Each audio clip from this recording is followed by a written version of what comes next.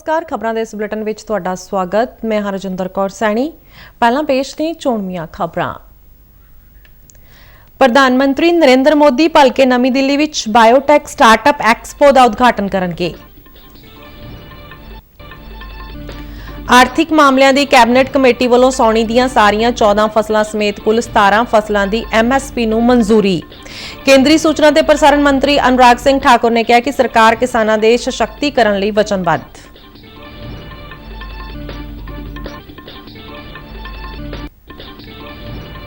जलंधर लागे सराय खास विखे CRPF के ग्रुप सेंटर तो 327 बहादुर जवान सख्त सिखलाई मगरों होए पास आउट।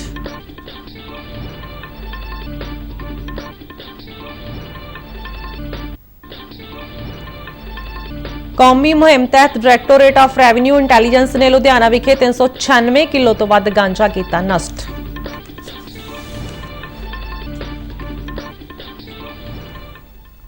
ते हुण खबरां विस्तार नाल।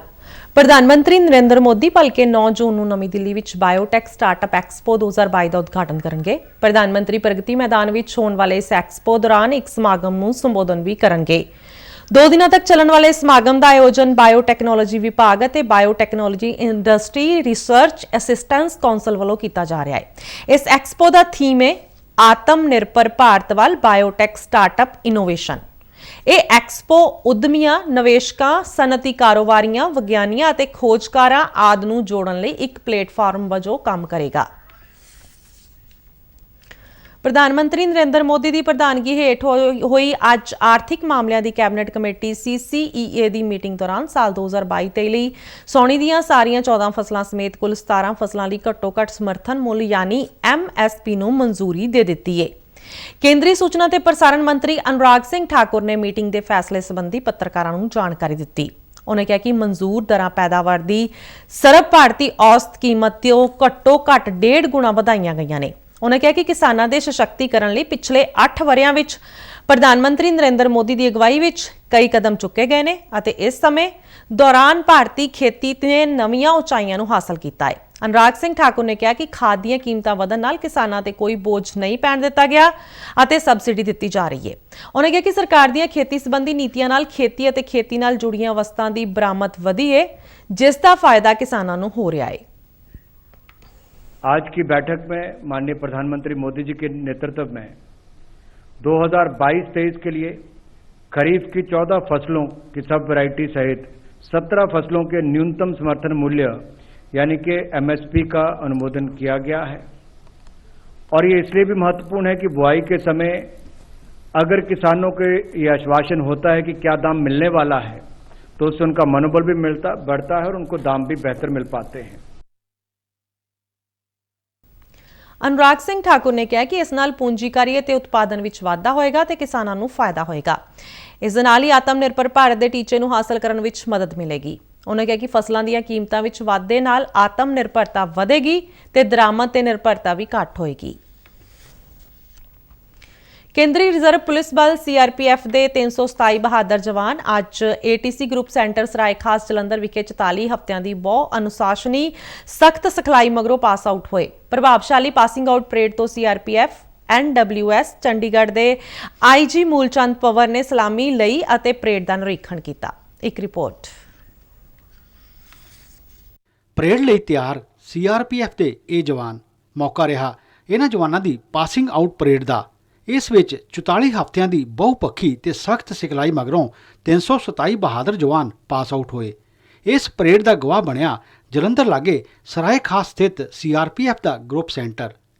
CRPF के IG NWS चंडीगढ़ मूलचंद पंवर ने प्रभावशाली पासिंग आउट परेड तो सलामी लई अते निरीक्षण किया। दूरदर्शन नाल गलबात करदियां मूलचंद पंवर ने सिखलाई दे वख-वख पहलुओं बारे जानकारी दी। ये सब जो जवान है हमारे, ये देश का फ्यूचर है, इन्हीं के हाथों में देश की सुरक्षा है। और जितना हम इनको मजबूत करेंगे ट्रेनिंग करा के और उनका मनोबल बढ़ाएंगे, उतने ही ये हमारे लिए अच्छी सफलता हासिल करेंगे ग्राउंड के अंदर। और जो भी देश की एकता अखंडता के लिए चुनौती पैदा करेंगे उनका मुंह तोड़ जवाब देंगे ये जवान। जिस तरह आज सुरक्षा में चुनौतियां बढ़ती जा रही हैं, क्या इनको अति आधुनिक टेक्नोलॉजी की चुनौतियों से अवगत कराया गया कि किस प्रकार निपटना? जी, अभी पिछले साल ही हम लोगों ने अपने सिलेबस रिवाइज किए हैं और जो आने वाली चुनौतियां हैं ये उनके बारे में इनको थोड़ा ज्ञान दिया गया है, लेकिन अभी आगे इनको स्पेशलाइज कोर्स करवाएंगे। अभी ये तो सिविल से आए हैं, इनको हमने बेसिक सिविल से उनको फोर्स में डाला है, ठीक है। और इनको हर साल हम लोग कोर्स कराते रहते हैं और MHA की तरफ से भी हमारे को डायरेक्शन है इनके अलग ज़्यादा से ज़्यादा कोर्स कराएं। हमारे पास 16 CRPF में ट्रेनिंग सेंटर्स है जहाँ पे इनको स्पेशलाइज ट्रेनिंग दी जाएगी। ਗਰੁੱਪ ਸੈਂਟਰ ਦੇ DIG ਹਰਜਿੰਦਰ ਸਿੰਘ ਨੇ ਕਿਹਾ ਕਿ ਕਈ ਜਵਾਨ ਕਾਫੀ ਪੜ੍ਹੇ ਲਿਖੇ ਨੇ ਜਿਨ੍ਹਾਂ ਦੀ ਸਮਰੱਥਾ ਦਾ ਉਪਯੋਗ ਕੀਤਾ ਜਾਵੇਗਾ। कई नव आरक्षियों ने BTech, BCA, BBA, B.Ed, diploma in mechanical electrical, MA, MSc, MSc computer science, MCOM, MTech, PGDCA की शिक्षा ग्रहण की है, जिसका समय समय पर बल सदुपयोग करेगा। ਸਿਖਲਾਈ ਦੌਰਾਨ ਵੱਖ-ਵੱਖ ਖੇਤਰਾਂ ਵਿੱਚ ਮੱਲਾਂ ਮਾਰਨ ਵਾਲੇ ਜਵਾਨਾਂ ਨੂੰ ਮੂਲਚੰਦ ਪਵਰ ਨੇ ਟਰਾਫੀਆਂ ਨਾਲ ਸਨਮਾਨਿਤ ਕੀਤਾ। ਆਲਰਾਊਂਡ ਬੈਸਟ ਟਰਾਫੀ ਹਰਿਆਣਾ ਦੇ ਚਰਖੀ ਦਾਦਰੀ ਦੇ ਕਾਂਸਟੇਬਲ ਸੰਜੇ ਨੇ ਹਾਸਲ ਕੀਤੀ। ਪਾਸ ਆਊਟ ਜਵਾਨਾਂ ਨੇ ਵੱਖ-ਵੱਖ ਤਰ੍ਹਾਂ ਦੇ ਪ੍ਰਦਰਸ਼ਨਾਂ ਨਾਲ ਰੋਮਾਂਚਿਤ ਕੀਤਾ ਅਤੇ ਗੱਤਕੇ ਦੇ ਸ਼ਾਨਦਾਰ ਪ੍ਰਦਰਸ਼ਨ ਨੂੰ ਸਾਰਿਆਂ ਨੇ ਖੂਬ ਸਲਾਹਿਆ। ਸ਼ਿਸ਼ੂ ਸ਼ਰਮਾ ਸ਼ਾਂਤਲ, ਦੂਰਦਰਸ਼ਨ ਸਮਾਚਾਰ, ਜਲੰਧਰ। ਜਲੰਧਰ ਲਾਗੇ ਸਰਾਏ ਖਾਸ ਵਿਖੇ CRPF ਦੇ ਜਵਾਨਾਂ ਦੀ ਪਾਸਿੰਗ ਆਊਟ ਪਰੇਡ ਮਗਰੋਂ 327 ਜਵਾਨ ਰਸਮੀ ਤੌਰ ਤੇ CRPF ਵਿੱਚ ਸ਼ਾਮਲ ਹੋ ਗਏ। ਇਹਨਾਂ ਜਵਾਨਾਂ ਨੇ ਆਪਣੀ ਨਵੀਂ ਜ਼ਿੰਮੇਵਾਰੀ ਬਾਰੇ ਦੂਰਦਰਸ਼ਨ ਨਾਲ ਆਪਣੇ ਵਿਚਾਰ ਕੁਝ ਇਸ ਤਰ੍ਹਾਂ ਸਾਂਝੇ ਕੀਤੇ। ਫੋਰਸ ਵਿੱਚ ਸ਼ਾਮਲ ਹੋਣ ਮਗਰੋਂ ਆਪਣੀ ਨਵੀਂ ਜ਼ਿੰਮੇਵਾਰੀ ਨੂੰ ਪੂਰੀ ਤਨਦੇਹੀ ਤੇ ਇਮਾਨਦਾਰੀ ਤੇ ਜੋਸ਼ ਨਾਲ ਨਿਭਾਉਣ ਲਈ ਇਹ ਜਵਾਨ ਪੂਰੀ ਤਰ੍ਹਾਂ ਉਤਸ਼ਾਹਿਤ ਨੇ। ਇਸ ਬਾਰੇ ਇਹਨਾਂ ਦਾ ਕੀ ਕਹਿਣਾ ਹੈ, ਆਓ ਇਹਨਾਂ ਤੋਂ ਜਾਣਦੇ ਹਾਂ। ਜੀ ਆਪਣਾ ਨਾਮ बताइए। सर मेरा नाम राकेश कुमार है, मैं हिमाचल प्रदेश का रहने वाला हूँ। सर ट्रेनिंग के दौरान हमने अलग अलग चीज़ें सीखी है सर, जैसे कि बैटल क्राफ्ट, फील्ड क्राफ्ट, किस तरह से शरीर को जो है फिट रखा जाता है सर। फिजिकल ट्रेनिंग जो है सर बहुत ही हार्ड थी। इसके अलावा वेपन के बारे में भी सर सीखा, वेपन हैंडलिंग के बारे में। मनीष कुमार सिंह, वैशाली बिहार का रहने वाला हूँ। मैं इस ट्रेनिंग सेंटर में मैं अकेला बिहार से था। यहाँ आकर के कई राज्य के लोगों के साथ मिला, बढ़िया लगा मुझे। एक पूरा भारत एक समा रखा है बल में, और मुझे ट्रेनिंग के दौरान फील्ड क्राफ्ट, बैटल क्राफ्ट की शिक्षा मिली और वेपन हैंडलिंग बहुत ही अच्छा रहा मेरा। मेरा नाम विकास कुमार है, मैं सीख कर राजस्थान का रहने वाला हूँ सर। सर जब से मैंने डिफेंस ज्वाइन किया सर, एक नया चैप्टर स्टार्ट हो गया सर मेरी लाइफ का। सर वहाँ एक सिविल लाइफ से डिफेंस लाइन में पूरी तरह कन्वर्ट होना बहुत बड़ी बात है, और सर आज का दिन मेरे लिए बहुत ही महत्वपूर्ण दिन है। मेरा नाम राजवीर गुजर, मैं सिख राजस्थान का रहने वाला हूँ। मैंने 44वीं ट्रेनिंग कंप्लीट की सर। इसमें जब से CRP ज्वाइन करी सर, तब से एक चीज़ का अनुभव हुआ कि टीम वर्क काम कैसे किया जाता है। मेरा नाम कानाराम शर्मा है, मैं जिला सीकर राजस्थान का रहने वाला हूँ। प्रशिक्षण के दौरान हमने काफ़ी अच्छी चीज़ें सीखी, जैसे फायरिंग है, ड्रिल है और बैटल क्राफ्ट, फील्ड क्राफ्ट, युद्ध कला, भूमि कला का अच्छा प्रयोग करना, और एक सिपाही के तौर पर दुश्मनों से लोहा लेने के लिए हमने बहुत कुछ सीखा है। मैं रामपुर गुजर अलवर राजस्थान से हूँ। यहाँ भी देश को ज़रूरत पड़ेगी तो हम अपने देश के लिए, आंतरिक सुरक्षा के लिए जो भी जिम्मेदारियाँ दी जाएंगी उनको तहे दिल से और अपने जोश और होश के साथ अच्छे से निर्वहन करेंगे। जसप्रीत सिंह, मैं बठिंडा डिस्ट्रिक्ट का रहने वाला हूँ। दुश्मनों के खिलाफ लड़ने के लिए हमने अपने फिजिकल को इम्प्रूव किया, अच्छी तरह की वेपन ट्रेनिंग ली, जिससे कि हम अपनी जिम्मेदारियों को पूरी अच्छी तरीके से निभा सकें, और जब भी हमारी ज़रूरत देश को पड़ेगी तो हम उसके लिए हर पर तैयार हैं। मैं कांस्टेबल GD विजय कुमार चौधरी, जयपुर राजस्थान का निवासी हूँ। मैं सबसे पहले तो अपने आप को खुशनसीब समझता हूँ कि इस देश के सबसे बड़े, विश्व के सबसे बड़े अर्धसैनिक बल का एक सदस्य बना, और दूसरा यह है कि इस ATC में आने पर मैं अपने आप को और भी खुशनसीब समझता हूँ। यहाँ का जो ट्रेनिंग स्टाफ है बहुत अच्छा था। CO सर के निर्देशन में हमें बहुत अच्छे सीखने को मिला। गगनदीप सिंह, मैं संगरूर पंजाब का रहने वाला हाँ, तो मैं आपदे आप नूं बहुत खुशनसीब मानदा कि मैं देश के सब तो वड्डा जो अंतरिक सुरक्षा लई बल आ उहदे विच भर्ती होया CRPF, तो मैं जो उस तो बाद सब तो वधिया खुशनसीब मानदा कि मैं ATC जलंधर विच ट्रेनिंग करन लई आया, तो ट्रेनिंग के दौरान मैनू जो कुछ सीखण नूं मिलिया ਉਹ ਮੈਨੂੰ ਐਕਚੁਅਲ जो मैनू फील्ड ਦੇ ਵਿੱਚ ਕੰਮ ਆਉਣਾ ਆ ਉਹ ਸਿੱਖਣ ਨੂੰ ਮਿਲਿਆ ਆ। मेरा नाम रविंद्र वैष्णव है, मैं कांस्टेबल GD के पद पर आज शपथ ली है। मैंने शुरू से ही मुझे एक फौजी बनने का सपना था। यहाँ आकर हमने बहुत ही कुछ सीखा, ट्रेनिंग की। हमारे जो ट्रेनिंग स्टाफ था उन्होंने बहुत शानदार हमें ट्रेनिंग दिया है, चाहे जंगल कैंप हो, फील्ड क्राफ्ट हो, बैटल क्राफ्ट हो, सभी तरह से हमें किसी भी कठिन परिस्थिति में निपटने के लिए एक तरह से मजबूत फौलादी फौजी बनाया है, ताकि हम देश में आंतरिक सुरक्षा को बढ़िया से बढ़िया सुरक्षा कर सके। आज़ादी का अमृत महोत्सव की लड़ी हेठ वित्त मंत्रालय तहत डायरैक्टोरेट ऑफ रेवन्यू इंटैलीजेंस DRI ਵੱਲੋਂ ਅੱਜ ਨਸ਼ੀਲੇ ਪਦਾਰਥ ਨਸ਼ਟ ਕਰਨ ਦਾ ਦਿਹਾੜਾ ਮਨਾਇਆ ਗਿਆ। DRI ਨੇ ਦੇਸ਼ ਭਰ ਵਿੱਚ ਜ਼ਬਤ ਕੀਤੇ ਨਸ਼ੀਲੇ ਪਦਾਰਥਾਂ ਨੂੰ 14 ਥਾਵਾਂ ਤੇ ਨਸ਼ਟ ਕੀਤਾ। ਲੁਧਿਆਣਾ ਸ਼ਹਿਰ ਵਿੱਚ DRI ਦੇ ਖੇਤਰੀ ਯੂਨਿਟ ਅਤੇ ਕਸਟਮ ਮਹਿਕਮੇ ਨੇ ਇਸ ਮੁਹਿੰਮ ਤਹਿਤ 396 ਕਿਲੋ 93 ਗ੍ਰਾਮ ਗਾਂਜਾ ਤਾਜਪੁਰ ਇਲਾਕੇ ਵਿੱਚ ਨਸ਼ਟ ਕੀਤਾ।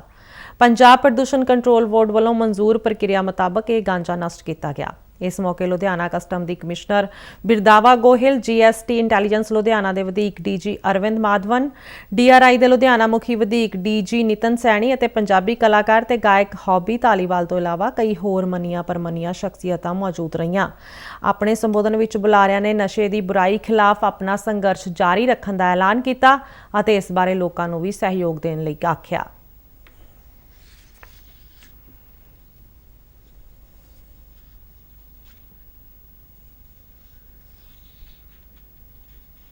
आज़ादी का अमृत महोत्सव तहत जिला पद्धरी ग्राहक आउटरीच प्रोग्राम का आयोजन जिला लीड बैंक यूको बैंक वालों अज जलंधर विच कीता गया। इस मौके ਵੱਖ-ਵੱਖ भलाई स्कीमां के दायरे विच लाभार्थियों नूं लियाउण दे नाल-नाल कर्जिਆਂ ਲਈ मंजूरी पत्र दिते गए।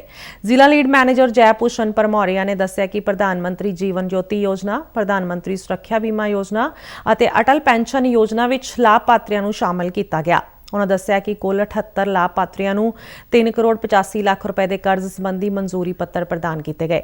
ये कर्ज केंद्र सरकार वालों चलाईयां जा रही ਵੱਖ-ਵੱਖ स्कीमां तहत दिता गया है।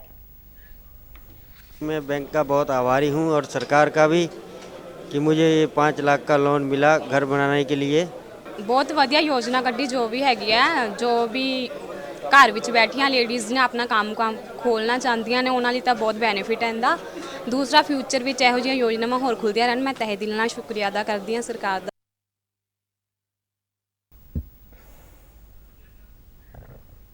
सरहदी जिले तरनताਰਨ ਵਿੱਚ ਖਾਲੜਾ ਪੁਲਿਸ ਥਾਣਾ ਦੇ ਭਿੱਖੀਵਿੰਡ ਇਲਾਕੇ ਦੀ ਕਰਮਾ BOP ਲਾਗੇ ਪਾਕਿਸਤਾਨ ਵੱਲੋਂ ਇੱਕ ਡਰੋਨ ਦੀ ਘੁਸਪੈਠ ਦੀ ਘਟਨਾ ਸਾਹਮਣੇ ਆਈ ਹੈ। ਇਹ ਘਟਨਾ ਬੀਤੀ ਰਾਤ 11:50 ਦੇ ਕਰੀਬ ਵਾਪਰੀ। ਡਰੋਨ ਦੇ ਭਾਰਤੀ ਇਲਾਕੇ ਵਿੱਚ ਦਾਖਲ ਹੋਣ ਦੇ ਤੁਰੰਤ ਬਾਅਦ ਸੀਮਾ ਸੁਰੱਖਿਆ ਬਲ ਦੇ ਜਵਾਨਾਂ ਨੇ 8 ਰਾਉਂਡ ਫਾਇਰ ਕੀਤੇ ਅਤੇ ਇੱਕ ਇਲੂਮੀਨੇਸ਼ਨ ਬੰਬ ਚਲਾਇਆ।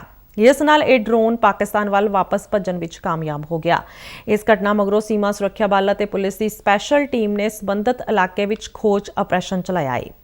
ਤਰਨਤਾਰਨ ਜ਼ਿਲ੍ਹੇ ਵਿੱਚ ਪਾਕਿਸਤਾਨ ਨਾਲ ਲੱਗਦੀ ਕੌਮਾਂਤਰੀ ਸਰਹੱਦ ਤੇ ਪਿਛਲੇ ਇੱਕ ਹਫ਼ਤੇ ਦੌਰਾਨ ਡਰੋਨ ਦੀ ਘੁਸਪੈਠ ਦੀ ਇਹ ਤੀਜੀ ਵੱਡੀ ਘਟਨਾ ਸਾਹਮਣੇ ਆਈ ਹੈ। ਇਸ ਤੋਂ ਸਪਸ਼ਟ ਹੋ ਰਿਹਾ ਹੈ ਕਿ ਪਾਕਿਸਤਾਨ ਦੇ ਇਰਾਦੇ ਨੇਕ ਨਹੀਂ ਨੇ ਅਤੇ ਭਾਰਤ ਵਿੱਚ ਦੇਸ਼ ਵਿਰੋਧੀ ਸਰਗਰਮੀਆਂ ਨੂੰ ਅੰਜਾਮ ਦੇਣ ਦਾ ਉਹ ਮੌਕਾ ਭਾਲ ਰਿਹਾ ਹੈ। ਉੱਗੇ ਪੰਜਾਬੀ ਗਾਇਕ ਅਤੇ ਕਾਂਗਰਸ ਆਗੂ ਸ਼ੁਭਦੀਪ ਸਿੰਘ ਉਰਫ ਸਿੱਧੂ ਮੂਸੇਵਾਲਾ ਦੀ ਅੰਤਮ ਅਰਦਾਸ ਮੌਕੇ ਅੱਜ ਮਾਨਸਾ ਵਿਖੇ ਵੱਡੀ ਗਿਣਤੀ ਵਿੱਚ ਲੋਕ ਪੁੱਜੇ। ਇਹਨਾਂ ਲੋਕਾਂ ਨੇ ਹੰਝੂ ਭਰੀਆਂ ਅੱਖਾਂ ਨਾਲ ਆਪਣੇ ਹਰਮਨ ਪਿਆਰੇ ਗਾਇਕ ਨੂੰ ਸ਼ਰਧਾਂਜਲੀ ਭੇਂਟ ਕੀਤੀ। ਅੰਤਿਮ ਅਰਦਾਸ ਵਿੱਚ ਪੁੱਜੇ ਲੋਕਾਂ ਨੇ ਸਿੱਧੂ ਅਮਰ ਰਹੇ ਦੇ ਨਾਅਰੇ ਲਗਾਏ। ਮਰਹੂਮ ਮੂਸੇਵਾਲਾ ਦੇ ਪਿਤਾ ਬਲਕੌਰ ਸਿੰਘ ਨੇ ਆਪਣੇ ਪੁੱਤਰ ਦੀਆਂ ਯਾਦਾਂ ਸਾਂਝੀਆਂ ਕਰਦਿਆਂ ਕਿਹਾ ਕਿ ਉਹਨਾਂ ਨੂੰ ਅਜੇ ਤਾਈਂ ਇਹ ਸਮਝ ਨਹੀਂ ਲੱਗ ਰਹੀ ਕਿ ਉਹਨਾਂ ਦੇ ਬੱਚੇ ਦਾ ਕੀ ਕਸੂਰ ਰਿਹਾ। ਉਹਨੇ ਕਿਹਾ ਕਿ ਇਸ ਮਾਮਲੇ ਵਿੱਚ ਪਰਿਵਾਰ ਇਨਸਾਫ ਦਾ ਇੰਤਜ਼ਾਰ ਕਰੇਗਾ ਤੇ ਜੇਕਰ ਇਨਸਾਫ ਨਹੀਂ ਮਿਲਦਾ ਤਾਂ ਅਗਲੇ ਕਦਮ ਬਾਰੇ ਸੋਚਿਆ ਜਾਏਗਾ। ਹਰਿਆਣਾ ਦੇ ਪੰਚਕੂਲਾ ਸਮੇਤ ਹੋਰ ਸ਼ਹਿਰਾਂ ਵਿੱਚ ਚੱਲ ਰਹੀਆਂ ਖੇਲੋ ਇੰਡੀਆ ਯੂਥ ਗੇਮਸ ਵਿੱਚ ਮਹਾਰਾਸ਼ਟਰ ਕੋਲ 68 ਮੈਡਲ ਜਿੱਤ ਕੇ ਮੈਡਲ ਟੈਲੀ ਵਿੱਚ ਪਹਿਲੀ ਥਾਂ ਤੇ ਬਣਿਆ ਹੋਇਆ ਹੈ। ਉਸਨੇ 24 ਸੋਨ, 24 ਚਾਂਦੀ ਅਤੇ 20 ਕਾਂਸੇ ਦੇ ਮੈਡਲ ਜਿੱਤੇ ਨੇ। ਹਰਿਆਣਾ ਕੁੱਲ 74 ਮੈਡਲਾਂ ਨਾਲ ਦੂਜੇ ਨੰਬਰ ਤੇ।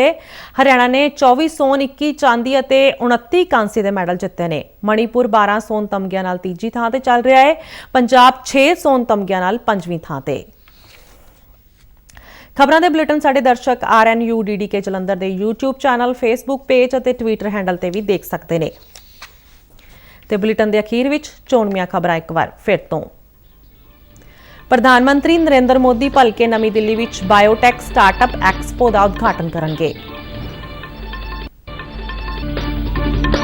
ਆਰਥਿਕ ਮਾਮਲਿਆਂ ਦੀ ਕੈਬਨਿਟ ਕਮੇਟੀ ਵੱਲੋਂ ਸੌਣੀ ਦੀਆਂ ਸਾਰੀਆਂ 14 ਫਸਲਾਂ ਸਮੇਤ ਕੁੱਲ 17 ਫਸਲਾਂ ਦੀ MSP ਨੂੰ ਮਨਜ਼ੂਰੀ। ਕੇਂਦਰੀ ਸੂਚਨਾ ਤੇ ਪ੍ਰਸਾਰਣ ਮੰਤਰੀ ਅਨੁਰਾਗ ਸਿੰਘ ਠਾਕੁਰ ਨੇ ਕਿਹਾ ਕਿ ਸਰਕਾਰ ਕਿਸਾਨਾਂ ਦੇ ਸਸ਼ਕਤੀਕਰਨ ਲਈ ਵਚਨਬੱਧ। ਜਲੰਧਰ ਲਾਗੇ ਸਰਾਏ ਖਾਸ ਵਿਖੇ CRPF ਦੇ ਗਰੁੱਪ ਸੈਂਟਰ ਤੋਂ 327 ਬਹਾਦਰ ਜਵਾਨ ਸਖਤ ਸਿਖਲਾਈ ਮਗਰੋਂ ਹੋਏ ਪਾਸ ਆਊਟ।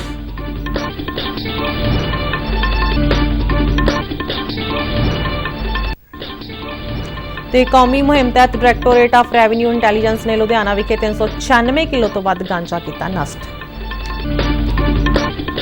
ਤੇ ਇਸ ਦੇ ਨਾਲ ਹੀ ਖਬਰਾਂ ਦਾ ਬੁਲੇਟਿਨ ਖਤਮ ਹੋਇਆ। ਮੈਂ ਮਾਸਕ ਲਗਾ ਕੇ ਸਟੂਡੀਓ ਤੋਂ ਬਾਹਰ ਜਾ ਰਹੀ ਹਾਂ। ਬਾਹਰ ਜਾਣ ਵੇਲੇ ਤੁਸੀਂ ਵੀ ਮਾਸਕ ਲਗਾ ਕੇ ਜਾਓ। ਇਜਾਜ਼ਤ ਦਿਓ। ਨਮਸਕਾਰ।